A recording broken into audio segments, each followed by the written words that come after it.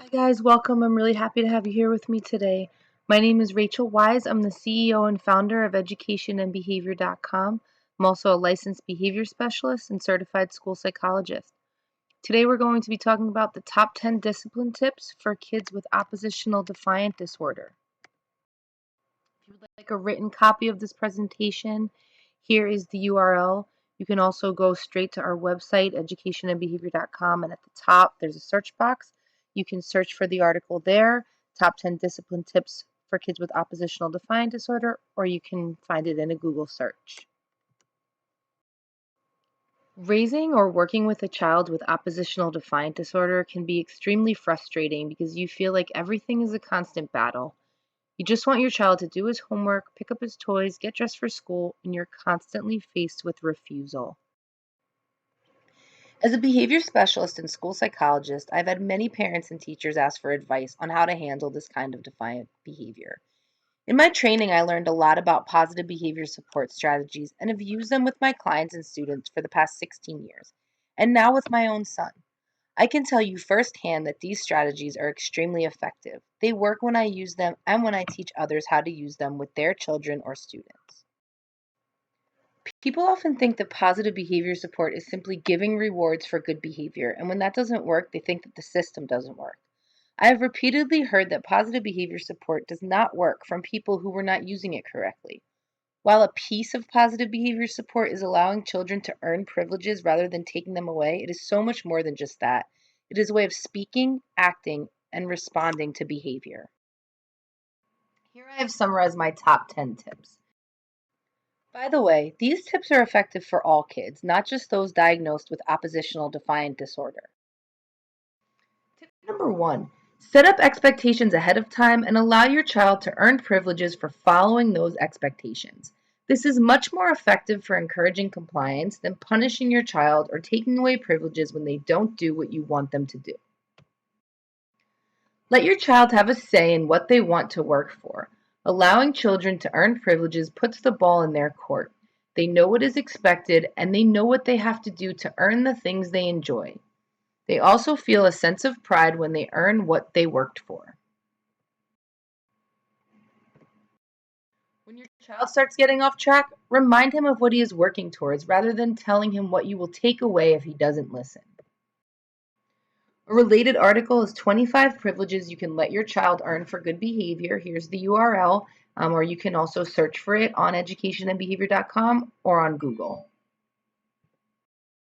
Tip number 2, use transition warnings to let your child know what is coming next. Here's an example. In 10 minutes, it is time to turn off your video games and come eat dinner.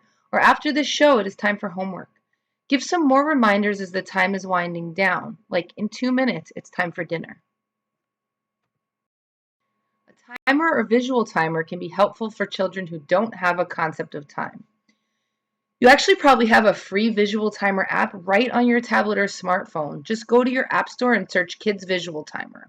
Visual timers are also available on Amazon or other online stores. To learn more about visual timers and timer implementation, check out 3 ways to use timers to encourage homework and chore completion. And again, here's the URL. Search for it on the site or on Google. Tip number 3.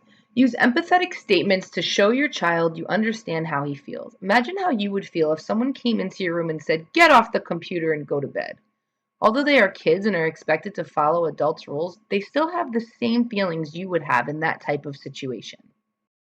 You can show them you understand how they feel with a statement such as, "I know you're really enjoying your computer time and you don't want to turn it off, but you need to get rest for school tomorrow. You can have some time on the computer again tomorrow."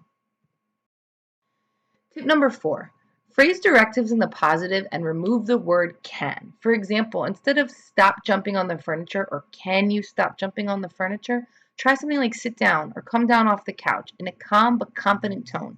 If possible, provide an alternative activity or redirect them to something they like to do, like "let's do jumping jacks together" or "here are some puzzles or blocks to play with." Children respond much better when you tell them what to do rather than what not to do. Anything you want your child to stop, you can phrase in the positive by giving them a clear direction of what you want them to do.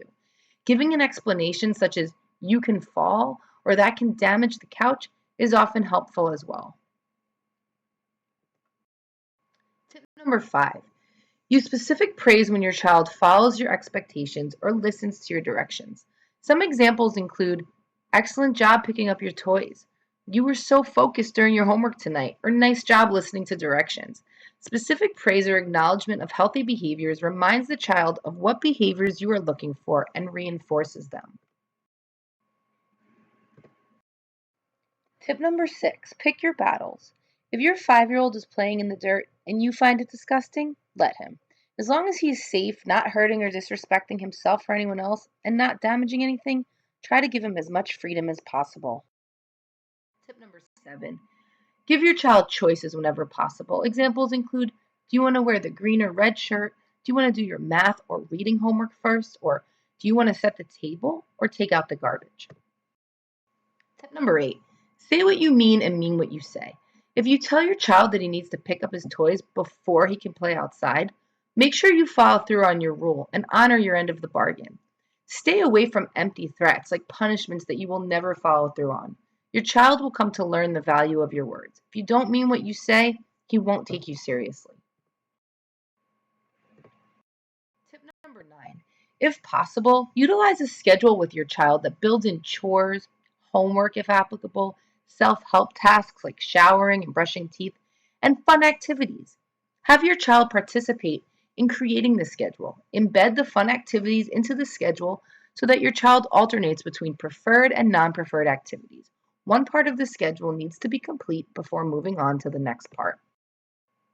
Also, keep in mind that children with idle time on their hands are looking for things to do. So, structuring their time can alleviate some impulsive behaviors like running and jumping in the house. A related article is how to use schedules to improve children's behavior. Here's the URL. Again, you can search for it on the website or on Google. Tip number 10, avoid arguing, long lectures, or sarcastic remarks about your child's behavior. Stick to your rules and don't negotiate, go back and forth, or argue with your child. If your child starts to argue or tantrum after you have stated the rule and shown empathy, let him or her know that you are not going to discuss it anymore. Do not give attention to a temper tantrum. Once the tantrum is over, you can praise your child for calming down. Provide empathy again if needed, and listen if your child wants to talk about his or her feelings. Then direct your child back to the task he was expected to do. Another related article, again, can also be found right on the website, and here's the URL, or you can search for it on Google, is How to Prevent and Handle Temper Tantrums. It has tons of tips for exactly how to do that. If your child is acting unsafe, protect him or her and others from harm, but do not try to negotiate with your child or give in to the tantrum in order to make it stop. This will only lead to more tantrums in the future. If you are ever concerned for the safety of your child or anyone else, contact the crisis center or emergency number in your area. These are 10 tips, but there are dozens more. Find more research-based behavior strategies at educationandbehavior.com, a site that provides free academic, behavioral, and social emotional support for children. Thank you for viewing this presentation. Please share and comment with your thoughts below.